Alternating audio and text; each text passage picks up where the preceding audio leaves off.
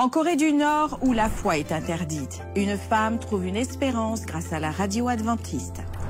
Un différend autour d'un temple hindou se termine par une confrontation armée et des églises se transforment en abris à la frontière entre le Cambodge et la Thaïlande. Un étudiant d'une université adventiste australienne court 250 km en 5 jours pour collecter des fonds pour la lutte contre le cancer. En Europe, une convention rassemble plus de 600 jeunes adventistes en Pologne. Des bénévoles construisent des églises et des maisons pour les missionnaires dans des communautés isolées en Papouasie-Nouvelle-Guinée. Bienvenue sur ANN.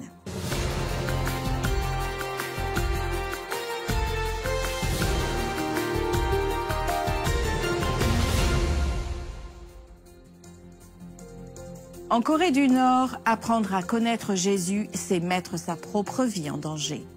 Dans un pays fermé où les missionnaires ne peuvent pas entrer, une femme a trouvé l'espoir à travers les ondes de la Radio mondiale adventiste. Face aux pires adversités et même à la mort, rien ni personne ne pouvait lui enlever la liberté qu'elle a trouvée en Christ. Un soir, une inconnue s'est assise dans mon église. Son visage portait des traits durs, cachant sa jeunesse. Je me demandais qui elle était.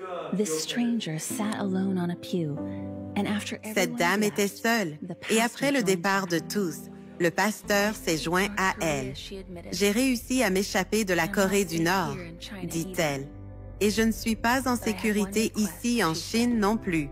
Pouvez-vous me baptiser? » Savez-vous même ce que signifie le baptême?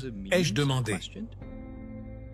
Oui, Fut sa réponse résolue. j'ai appris à connaître Jésus à travers la radio.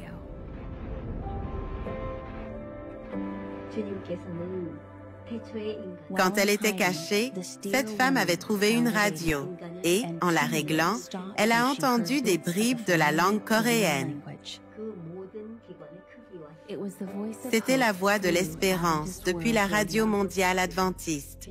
Sa solitude et sa peur ont été transformées en courage et espoir alors qu'elle découvrait celui qui avait tout abandonné et était mort pour son salut. Son désir était de partager ce qu'elle avait appris avec sa famille et ses amis en Corée du Nord. Nous avons étudié la Bible pendant une semaine et elle a absorbé chaque mot. Nous pouvions sentir la présence de l'Esprit Saint. Après cette semaine d'études, un baptême secret a eu lieu. Toutes les portes et fenêtres étaient fermées et tout le monde chantait doucement. Dans une étrange baignoire, cette dame nord-coréenne a été baptisée.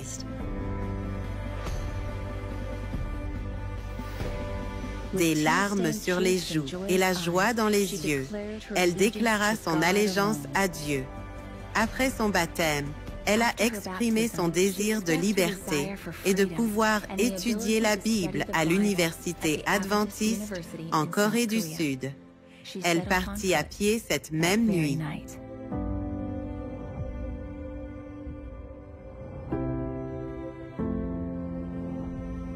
Plus tard, j'ai reçu un appel téléphonique. La voix à l'autre bout du fil a dit à voix basse, « Je suis arrivé à la frontière. Priez pour moi. » Tout ce à quoi je pouvais penser étaient les brins de fil barbelés. Réussira-t-elle à passer? Malheureusement, elle n'a pas réussi à franchir la frontière, mais a été trouvée par des soldats chinois qui l'ont renvoyée dans son pays, où elle a été exécutée. J'ai été attristé de recevoir cette nouvelle. Je ne reverrai jamais ses yeux joyeux. Je me souvenais de ses paroles. Même si je suis capturé, je mourrai avec l'espoir du salut.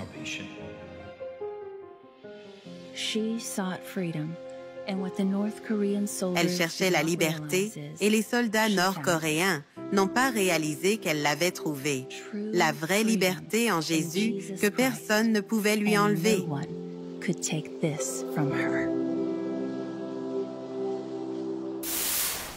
Un temple hindou millénaire situé à la frontière entre le Cambodge et la Thaïlande est de nouveau devenu un centre de tension. Une confrontation armée a contraint des dizaines de milliers de personnes à quitter leur domicile. Les églises adventistes ont ouvert leurs portes pour offrir abri et assistance. La crise a commencé près du temple de Preah Vihear, un sanctuaire hindou de plus de 1000 ans et un point de litige historique entre le Cambodge et la Thaïlande. Des tirs à la frontière ont contraint les autorités à évacuer plus de 140 000 personnes en Thaïlande et des milliers au Cambodge. Les églises adventistes du 7e jour des deux pays se sont transformées en abris et centres de distribution d'aide. Du côté cambodgien, le pasteur Hang Dara s'adresse aux familles déplacées pendant que des équipes distribuent du riz, des nouilles et de l'eau.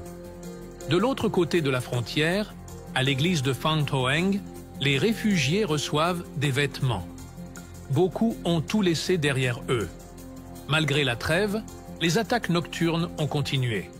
Les dirigeants demandent des prières et un soutien pour maintenir le réseau de soutien aux familles qui ne peuvent pas rentrer chez elles. Dans l'un des pays les plus diversifiés culturellement et religieusement en Océanie, des communautés isolées font face à des distances géographiques et à un manque de structures de base.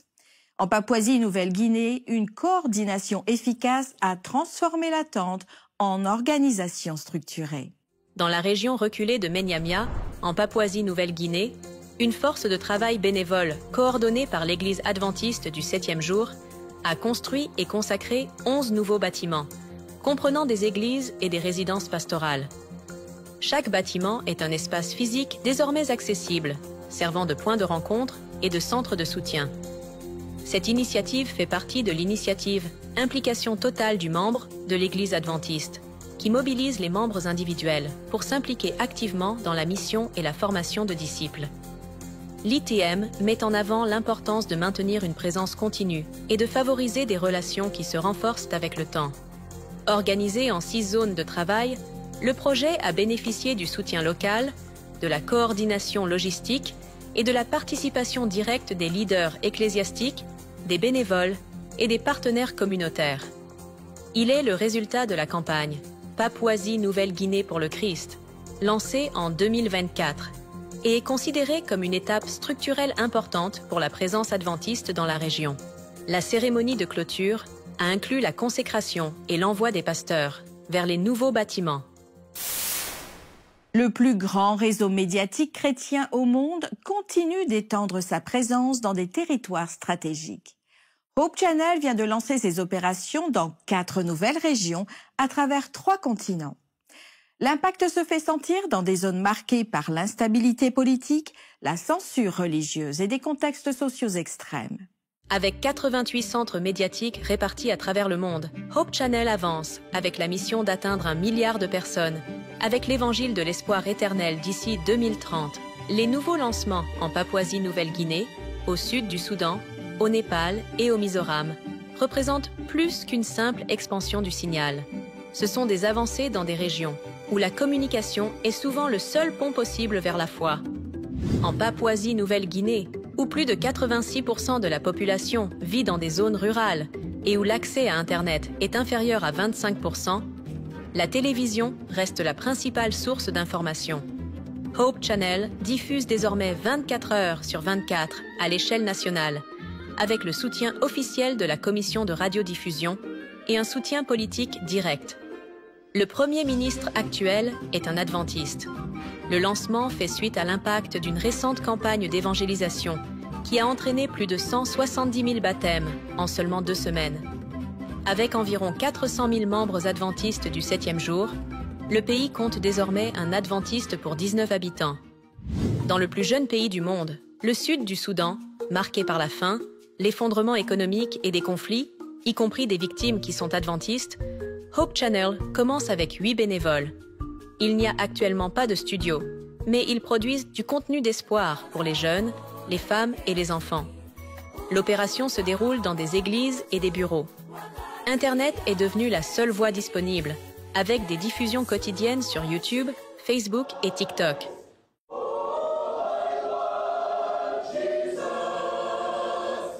Bien que plus de 60% de la population soit chrétienne, les adventistes sont une extrême minorité. Il n'y a qu'un adventiste pour 150 Sud-Soudanais. Au milieu de la crise humanitaire, la communication est devenue un outil d'espoir. Au Népal, un pays majoritairement hindou, avec une législation qui criminalise la prédication et la conversion, les chrétiens font face à une opposition légale et à des attaques physiques, avec plus de 200 églises détruites depuis 2023. Hope Channel opère là où c'est possible, partageant des témoignages personnels sur les réseaux sociaux, qui sont désormais protégés par la législation. Les jeunes adventistes enregistrent leurs histoires de foi avec des téléphones portables, souvent en plein air ou à la maison.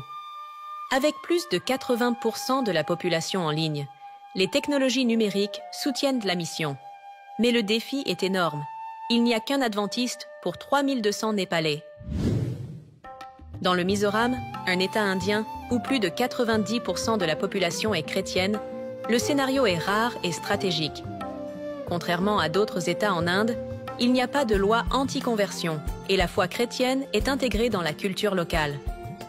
Hope Channel diffuse déjà sur les chaînes régionales, Zonet et LPS, et maintient une base de 20 000 adventistes actifs, soit environ 1 pour 250 habitants. L'équipe vise à tripler l'audience sur YouTube et à compléter un studio visuel moderne d'ici la fin de 2025. Ici, la liberté religieuse se transforme en opportunité numérique. Il y a 4 nouveaux points sur la carte, 4 domaines critiques et une direction pour apporter un contenu biblique, pertinent et rempli d'espoir à ceux qui en ont le plus besoin. L'expansion de Hope Channel montre que, bien que la structure ne puisse pas atteindre chaque endroit, le message de l'évangile de Christ y parvient toujours. En Australie, un étudiant adventiste du 7e jour de 19 ans a parcouru 250 km en seulement 5 jours. Le marathon caritatif visait à collecter des fonds contre le cancer et découlait d'une histoire personnelle de perte et de dépassement. 5 jours, 250 km, un jeune homme et une mission contre le cancer. Son nom est Caleb Morton. Il a 19 ans et étudie dans une université adventiste sur la côte est de l'Australie. Bonjour, je m'appelle Caleb Morton, j'ai 19 ans, je suis étudiant à l'université Avondale et je suis passionné par la course à pied et Dieu. Caleb dit avoir une passion pour la course et pour Jésus. Le défi a commencé avec la perte de son grand-père à cause du cancer, 2 mois plus tôt. Le chagrin a alimenté un nouveau dessein. Caleb a décidé de courir le Grand Chemin du Nord, un sentier qui traverse des forêts, des montagnes et de petites villes, reliant Sydney, la plus grande ville d'Australie, à Newcastle, un port important dans le Pacifique. Le but, collecter 25 000 $ australiens pour financer la recherche sur le cancer. Pour se préparer, Caleb a intensifié son entraînement. Il courait jusqu'à 90 km par semaine, y compris des marathons en sentier et des courses de 50 km. Il a ajusté son régime alimentaire, son endurance et sa concentration. Le jour du grand marathon, environ 50 km étaient parcourus chaque jour. Il se reposait la nuit et recommençait le lendemain matin. En soutien, son père et un groupe d'amis s'occupaient de la nourriture et de la logistique. La campagne en ligne a déjà permis de récolter plus de 14 000 $. Mais pour Caleb, chaque pas vaut plus que tout objectif. Il dit qu'on n'a pas besoin d'être un super-héros pour faire la différence. Il suffit d'agir. Et lorsque le corps n'en peut plus, Caleb dit que c'est sa foi en Dieu qui affermit ses pas. 5 jours, 5 courses, une mission pour la vie, rappelant au monde que l'amour et la solidarité sauvent aussi. Ils ont quitté le Costa Rica et se sont immergés dans une culture totalement différente. Pendant 6 ans, Frank et Diana ont servi en tant que missionnaires au Bangladesh, apportant santé et soins partout où ils allaient. Frank et Diana Artavia ont passé 6 ans en mission en Asie du Sud et dirigé la clinique dentaire adventiste du 7e jour à Dhaka, au Bangladesh. Dans un pays majoritairement musulman, Marqué par des contrastes sociaux et religieux, le couple a utilisé leurs services comme moyen de connexion.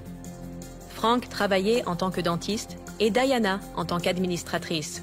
Le couple est arrivé en tant que jeune marié et a dû faire face aux défis de la langue, de la culture et de l'adaptation. Diana s'est plongée dans l'apprentissage de l'anglais après des mois de lutte pour communiquer. Au-delà de prodiguer des soins dentaires, ils ont accueilli leurs patients. Ils ont traité des dirigeants locaux, des acteurs et des diplomates, en faisant de la musique, de l'amitié et du respect leur vecteur de lien. Frank résume la mission avec l'idée qu'il ne s'agit pas de doctrine, mais d'amour pratique. Pour lui, les soins doivent être ressentis avant que des mots ne soient non prononcés. De retour au Costa Rica, ils continuent de travailler dans les domaines de la santé, de la musique et de l'éducation. Et ils disent être prêts à aller où Dieu et la mission les appellent à nouveau. Parfois, le corps parle, mais nous n'écoutons pas toujours. Ce qui semblait être de l'anxiété chez une jeune femme était en réalité une condition rare et sous-diagnostiquée. Cette histoire, venue de Tampa aux États-Unis, nous rappelle qu'à une époque où beaucoup cherchent des réponses sur Internet ou via l'intelligence artificielle, il reste essentiel de se souvenir que la santé relève d'abord de la médecine. Ariana m'a consultée pour des palpitations, des battements cardiaques rapides et des étourdissements. Nous avons discuté de certains de ces symptômes et les parents avaient mentionné que le pédiatre avait noté qu'elle était hypermobile. L'hypermobilité est un état où des tissus dans vos articulations sont extrêmement élastiques. Je peux faire beaucoup de choses avec mes bras. Nous n'y avons pas vraiment pensé jusqu'à ce qu'un ami qui a aussi cela me parle d'autres symptômes que j'ai ressentis. Mais je pensais que c'était juste dû à l'anxiété. Avoir des nausées, des étourdissements, des maux de tête. Lorsque quelqu'un mentionne quelque chose comme ça, nous ne le prenons pas à la légère car nous pensons que le même tissu qui rend vos articulations très extensibles et flexibles peut faire de même avec votre cœur, ce qui n'est pas très bon. Ainsi, quelque chose de très bénin pourrait devenir très significatif s'il n'est pas surveillé. Elle était très bien informée sur l'hypermobilité. J'avais l'impression que nous bénéficions du meilleur des deux mondes, du point de vue d'une cardiologue, mais aussi d'un point de vue global. Donc, ces étourdissements, vertiges et palpitations cardiaques peuvent être liés à quelque chose appelé le SOT, qui est le syndrome d'orthostatisme postural tachycardie. Le SOT peut être lié à un trouble du tissu conjonctif qui rend les enfants très hypermobiles et flexibles. Ils peuvent avoir un SOT associé à leur hypermobilité. Le Dr Patel est vraiment gentille. Je n'avais aucune question car elle les avait toutes déjà répondues avant même que je puisse les poser.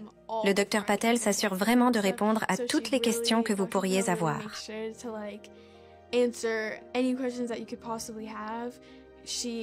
Elle a presque la vision de ce que pourrait se demander un parent à l'avance. Je pense que tout le monde veut un médecin qui les écoute et se soucie d'eux, et j'aurais certainement aimé la voir comme médecin pour moi-même. Mais pour ma fille, c'est parfait aussi. Elle était tout ce que j'aurais voulu pour Ariana. Nous continuerons à la suivre alors qu'elle grandit jusqu'à l'âge adulte.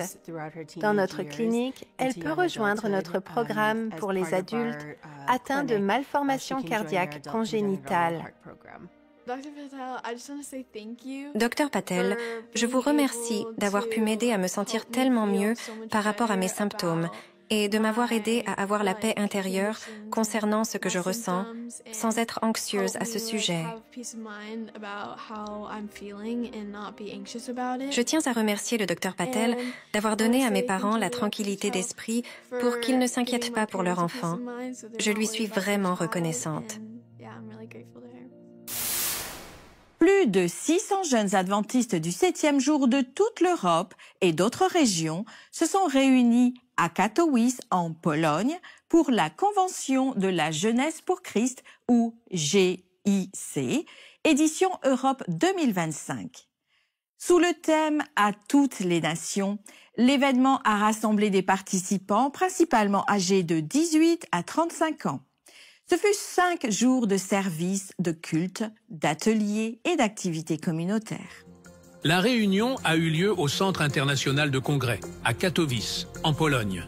Lors de la séance d'ouverture, Naison Chitio, président de la Jeunesse pour Christ en Europe, a souligné le défi que représente l'aide aux personnes confrontées à la culpabilité, à la solitude et au désespoir, renforçant ainsi l'appel lancé aux jeunes adventistes pour qu'ils fassent la différence. Nombreux sont ceux qui se noient dans notre monde. Parfois, nous ne pouvons pas le dire car ils sourient sur WhatsApp et dans leurs vidéos Instagram. Mais la réalité est que les gens luttent. Ils se noient dans la culpabilité, la honte, le péché, la solitude, le désespoir, le manque de but, et ils ont besoin de quelqu'un pour les aider. Malheureusement, trop souvent, nous restons là à regarder. Dieu nous a appelés en tant que chrétiens adventistes à faire plus que simplement rester là à regarder. Il nous a appelés à être ses mains aidantes dans le salut des âmes. Plusieurs dirigeants régionaux de l'Église adventiste du 7e jour étaient présents. Parmi eux se trouvait Zenon Skorupski, trésorier de l'Église adventiste du 7e jour dans le sud de la Pologne, et Daniel Duda, président de l'Église adventiste du 7e jour dans la région transeuropéenne. La rencontre de la jeunesse pour Christ en Europe était également une réunion d'amis et une occasion de rencontrer de nouvelles personnes. Le programme comprenait également des performances musicales.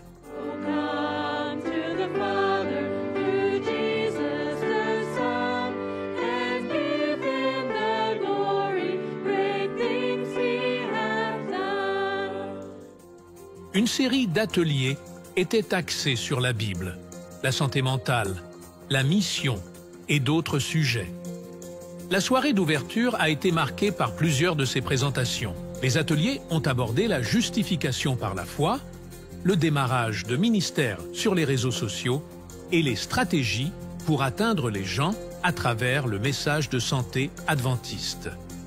L'événement a également inclus une conférence culinaire présentée par le pasteur Christian Karlsson, PDG d'une école de cuisine végétalienne en Suède, et le chef respecté et entraîneur personnel Kasper Carstensen.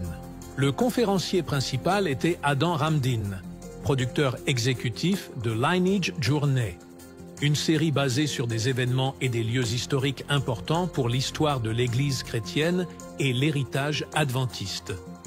Dans son message, Ramdin a invité les jeunes à réfléchir aux 4 grandes questions de la vie. D'où venons-nous? Pourquoi sommes-nous ici? Où allons-nous? Et quel genre de personnes devrions-nous être? Il a souligné que toutes les réponses se trouvent en une seule personne, seulement en Christ.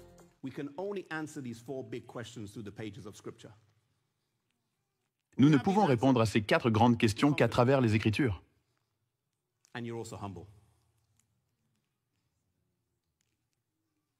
Lorsque vous avez ces réponses, vous êtes confiant et humble à la fois. Car en vérité, notre identité ne peut être trouvée et répondue qu'en Christ. Notre destin se trouve en qui? En Christ.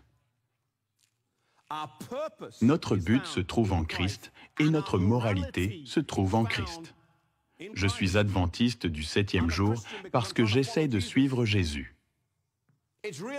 Ce n'est qu'à travers le Christ et par Jésus que la réponse à ces 4 grandes questions de la vie, de l'identité, du but, du destin et de la moralité peut être véritablement et adéquatement répondue.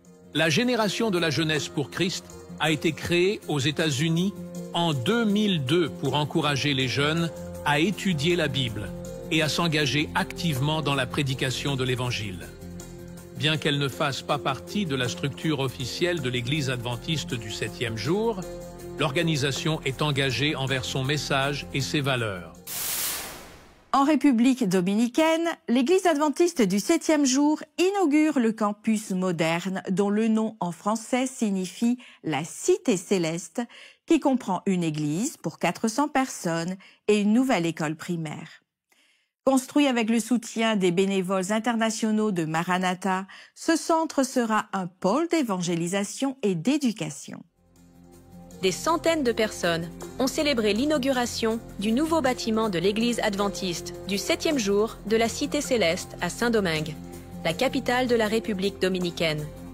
L'événement a marqué la fin de 3 années de travail intense et le début d'une nouvelle phase pour le campus, qui comprend une église spacieuse, une école primaire avec une maternelle et une infrastructure renforcée pour résister aux ouragans. La cérémonie a présenté des performances musicales et la présence d'autorités religieuses et politiques. Le projet est un partenariat entre l'Église adventiste du 7e jour et les bénévoles internationaux de Maranatha, un ministère reconnu pour la construction d'églises, d'écoles et de forages de puits d'eau potable dans le monde entier. Le complexe de la Cité Céleste est nommé en l'honneur de Daryl Hardy, ancien vice-président de la construction chez Maranatha, décédé en 2022 en reconnaissance de son dévouement. Maranatha est fortement implanté en République dominicaine depuis 1992. Don Noble, président de Maranatha, a souligné l'importance du partenariat et du soutien des donateurs et des bénévoles pour le succès du projet. Au Cambodge, un couple porte de profondes cicatrices de la guerre. Vourne et Sarourm ont perdu leurs jambes dans des accidents causés par des mines. Pendant des années, ils luttaient quotidiennement pour survivre. L'espoir a commencé à renaître lorsque l'agriculture et l'entrepreneuriat ont ouvert une nouvelle voie. Avec le soutien d'ADRA et le financement du gouvernement australien, leur vie a changé.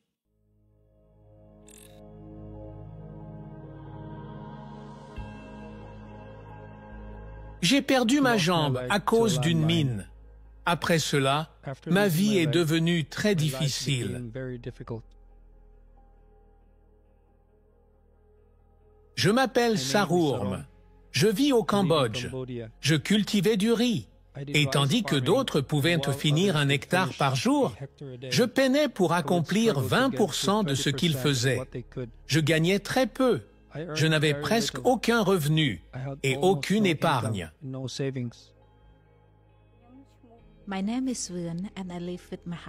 Je m'appelle Vourne et je vis avec mon mari, Sarourm. Je travaillais auparavant dans une ferme de soja.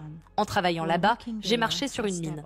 Il m'est difficile de sortir et je suis gênée à cause de mon handicap. Tout est difficile pour moi.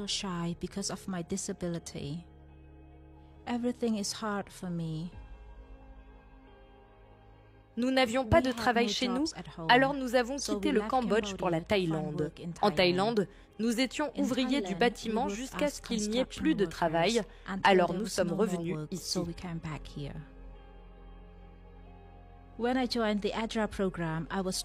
Grâce à ADRA, j'ai été formée sur la culture des légumes et des aliments nutritifs pour mes enfants. J'ai suivi leurs instructions et j'ai constaté une augmentation de mon rendement en légumes. ADRA a aussi fourni d'autres matériaux tels que des pneus de vélo, des poules, des outils de jardin, des semences, un filtre à eau et des toilettes. J'ai suivi une formation qui a amélioré mes compétences en agriculture et en réparation de vélos. Si ADRA ne m'avait pas aidé, ma famille aurait dû affronter de nombreux défis. Je n'aurais pas eu assez d'argent pour démarrer mon entreprise de réparation de motos. Si je peux réparer 2 ou 3 motos, je peux gagner 10 fois plus que ce que je gagne en travaillant dans l'agriculture. Depuis que nous avons rejoint le programme ADRA, notre pauvreté a considérablement diminué. Je n'ai plus besoin d'acheter des légumes ou de la viande au marché. Nous avons notre propre eau potable sans payer. Nous avons aussi des toilettes propres, ce qui a amélioré notre santé. Aussi, nous ne consultons plus le médecin aussi souvent qu'avant. Ma famille ne tombe plus aussi souvent malade. Nous buvons de l'eau propre, maintenons une bonne hygiène et mangeons les aliments que nous cultivons. La plus grande différence est que je n'ai plus besoin de quitter mon pays pour trouver du travail. Je n'ai pas besoin d'être riche et fortuné. Je veux juste que nous ayons assez de nourriture à manger et que mon enfant reçoive une bonne éducation.